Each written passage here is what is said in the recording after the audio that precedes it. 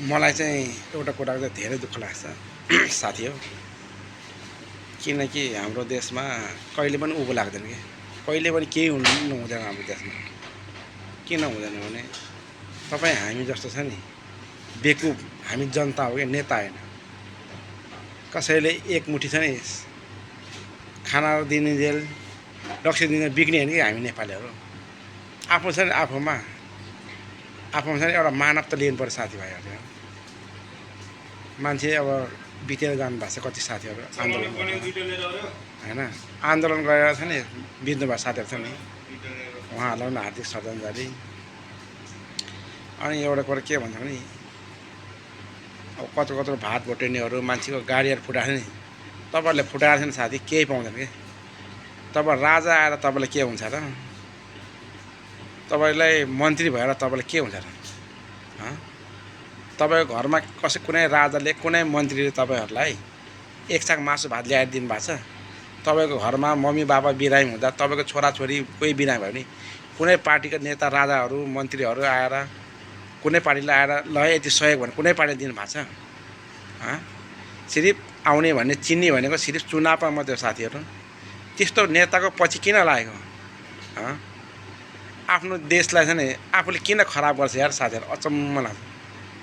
आफ्नो देशमा भएको सिसिटिभी फुटाएको छ, जडीबुटी गरे है कोल्ड स्टोरमा भएको भात भटिन फुटाएको छ, मान्छेको होइन लगानी गरेको त्यत्रो लगानी गरेको सब तोडफोड गरेको छ। के हो साथीहरू? हाम्रो नेपाल त बङ्गलादेश भन्ने खत्तम हुनुभयो। चाहे खण्डमा जे पनि हुन्छ, आफूमा आफू परिवर्तन छैन, देशलाई परिवर्तन गरेर नखोज्नु साथी। हेर्न सक्छौ भने आफूले केही गरेर खाऊ साथी हो। के खाऊ? यस्तो नगर न साथी यार, यस्तो नगर, आफ्नो देशलाई बदनाम नगर। के न यस्तो भएर यार? हामी त नि यसरी खाडीमा आएको छु।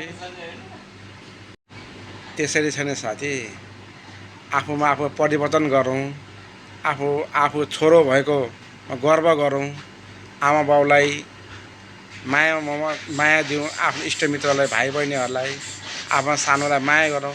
आन्दोलन गर्दा केही हुँदैन साथी, केही हुँदैन। हेर्नुहोस् उहाँ मर्नुहुने महानुभाव छ नि साथीहरू, उहाँको पनि आमा बाउले कत्रो मेहनत गरेर पढाउनु भएको, उहाँ पत्रकार हुनुभएको थियो, कति खर्च गरेर। त्यही आन्दोलन गरेर मर्छु भनेर होइन नि त साथी। त्यही कारण आफ्नो भविष्य चाहिँ आफूले बनाउने साथी। अरू कुनै नेताको गुलामी गरेर कहिल्यै बन्दैन साथी। चाहे राजा होस् चाहे कुनै पार्टीको नेता होस्, यति कुरा याद गर्नु। आउने हामी सबै खाडीमै हो। कुनै पनि नेताका छोराछोरी कुनै खाडीमा आएको छ तपाईँले देख्नु भएको छ? कुनै नेताको छोराछोरी खाडीमा छ? ऊ विदेशमा छ, उनीहरू मोज मस्जिद। कुनै पनि नेता मरेको छ अहिलेसम्म यस्तो जनयुद्धमा परेर? यस्तो जुलुस गरेर कुनै नेता आएको छ अगाडि? कुनै नेताले गोली खाएको छ? तपाईँ हामी त्यो सोझो साझामा थियो, सिर्फ रक्सी र मासुमा बिक्यो कि।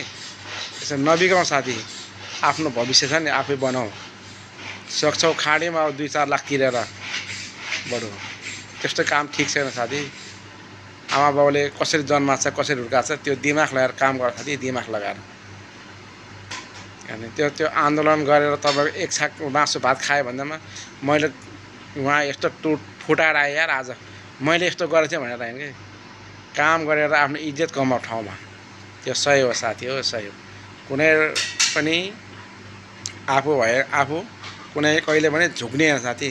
सिट ठाडो गरेर बोल्नु सक्नु पऱ्यो, म जस्तो गर्छ। मैले अहिलेसम्म कुनै पार्टीलाई भोट हालेको छैन।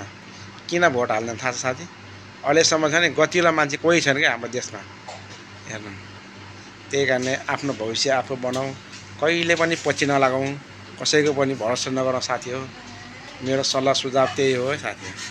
यस्तो नेता भरौटो नेताहरू, राजा आओस् या नेता आओस्, हामीलाई आफ्नो 10 हातको नङ्ग्रो नखिएसम्म छ नि मुखमा मार पर्दैन साथी।